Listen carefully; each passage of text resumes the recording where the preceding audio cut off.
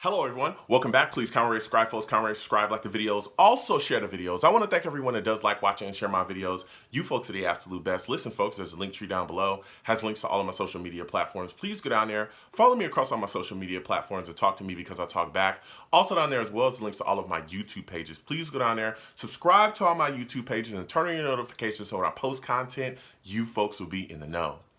Listen folks. Tuesday at 7 p.m. Eastern. Tuesday at 7 p.m. Eastern, we'll be having a live radio show. We'll be talking about the New York Jets. We'll be talking about the roster. We'll be talking about free agency. I take live callers, so call in. I love going back and forth with folks about this football team. So with that said and done, and put to the side, I've come to talk to you folks today about the New York Jets wide receiver position, okay? We're in free agency. There's been a lot of things moving and shaking, snapping and popping. And a lot of people, a lot of Jets fans are looking at, what we've done and say, hey, we filled a lot of needs here, there, and everywhere, but we're still kind of looking for wide receivers to come in and help the New York Jets. There's still a hole there. What can the New York Jets possibly do, to really fill that hole? So we're going to be discussing that. So when you look at the situation here, the New York Jets have done a lot of things in free agency. We've really attacked a lot of positions from the tight end position. We brought in corners, we brought in a safety, so on and so forth. We even got, Braxton Berrios back. But when you look at the situation, a lot of Jets fans were wishing, hoping, that we would go after some of the top flight guys to really come in here at wide receiver and really give us kind of a direction changer there at the position, right? Ipso facto number one. That's what everybody was looking for this offseason. And there were guys that were out there. There were guys that we were linked to initially, right? So initially, there was a lot of talk about the New York Jets making a trade for Calvin Ridley, right? It was hot and heavy. The Jets were going to make a trade and get Calvin Ridley in the deal and, pull him away from the Falcons. Well, then he gets suspended for gambling. So that pushes that all the way off to the side. That's said and done, right?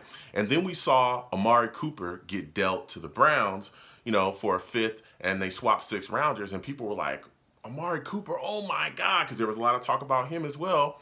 Going into the offseason, a lot of Jets fans were looking to grab him too, because the Cowboys are supposed to release him and all these things. And people were like, whoa, that compensation is nothing for the caliber of wide receiver that Amari Cooper is. And I went back and forth with a lot of people and I said, yeah, but he's also coming to your team with a $20 million, contract. He makes that trade. That's what he's coming with. So yeah, the Browns are going to eat, quite a bit of that cap money. And I said, hey, that's just not the proper way, for us to go about things. We trade and we get that guy, that would have hamstrung us quite a bit in the way we're trying to build. So he was, off the table as well when he went to the Browns. Then you turn around, you watch Allen Robinson, a guy that I really liked as well. He ends up signing with the team too, so he gets off the board. And then the big one that really, stirred a lot of stuff up with a lot of Jets fans is the trade of Robert Woods from the Rams to the Titans for a 6-rounder.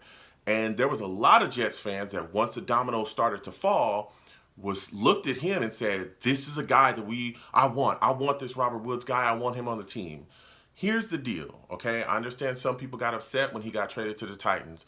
Robert Woods is a 30-year-old wide receiver coming off of a torn ACL, and he's got a big contract. It's like, come on. Look, he's a talented guy. I get it. But all of those factors, I'm good. I'm good on that. I'm good. I'm not interested. You got a big contract. You're coming with a torn ACL, and you're an older wide receiver as well. I'm good on that situation. So I'm not upset with the New York Jets not making the move for him either, with all those factors, taken into play. I'm ready to move on from that as well. So when you look at the New York Jets currently, we got Corey Davis, a guy that can make plays. We fed him earlier in the offseason. Earlier during the season, he looked good.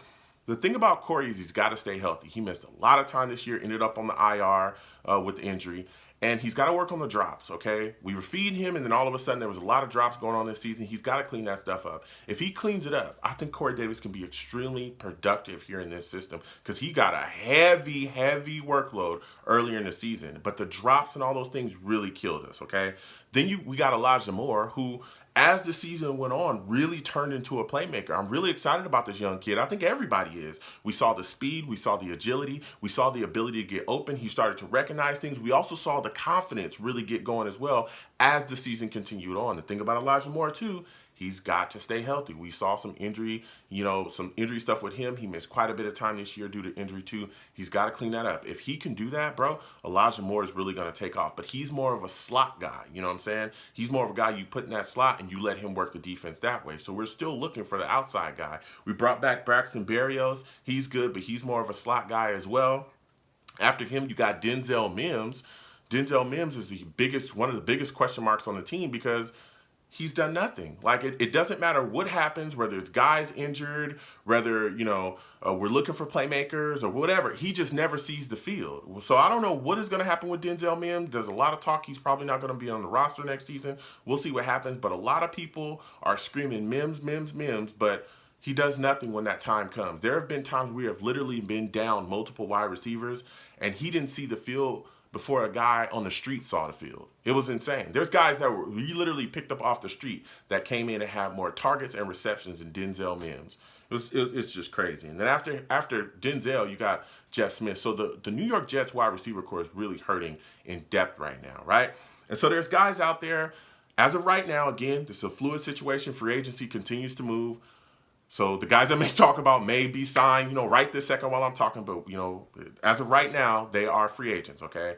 So I'm looking at a guy like Jarvis Landry. I think the New York Jets should be interested in him, right? I know Jarvis has a lot of suitors, and he's going to go through the motions with those guys, but Jarvis is a quality, free agent wide receiver that I think if we, make a pitch to, as long as we're not, paying out the nose for him, which I know JD won't do, I think he's a solid guy that he can bring in. He would be a reliable set of hands. We've seen him, go out there and really make plays and be consistent throughout his entire career. So I'd like to see him brought in. There's also a lot of talk about trading for DK Metcalf.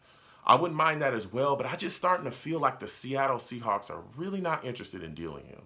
I'm starting to feel like that because I'm pretty sure that multiple teams have made a lot of offers, and they just don't seem to be moving on that. So I don't know if DK is really out there like a lot of rumors are swirling that he is. But if he is, I'd like to see the New York Jets go after him. But at this point, I just got a feeling like it's not going to happen. Unless it happens on like draft day or something, it just feels like it's not going to happen, especially with Seattle looking, to really handle that quarterback situation. They're probably going to get a young quarterback in this upcoming draft. That quarterback's going to have somebody to throw to. So DK will probably be the guy that you want to have out there helping your young quarterback. So when I look at the situation, I think the way that the New York Jets have solved the wide receiver position at this point to solve the depth and really get a guy in here that's going to be able to make plays is I think they should go back, grab Keelan Cole, who at this point is still a free agent.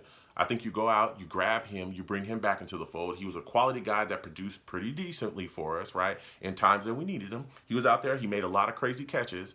And then after him, I just think you go to the draft and draft one of these young wide receivers that are coming out. There's quite a bit of them here that can really help us, all right? You look at a guy like Drake London, okay? Drake London could absolutely come in and help us. Here's a guy that's a big basketball player. He's got good hands. He can go up and get the football, which does nothing but help Zach Wilson. He doesn't have to be wildly accurate. You just chuck it up there, dude. He'll go get it, okay? That catching radius is enormous. He makes it happen. He's a guy that has some speed on him as well. And not only that, a lot of people talk about the stuff with the catching and the route running and stuff like that with him, but they also forget he's a solid run blocker, and we are in a run-first offense, okay?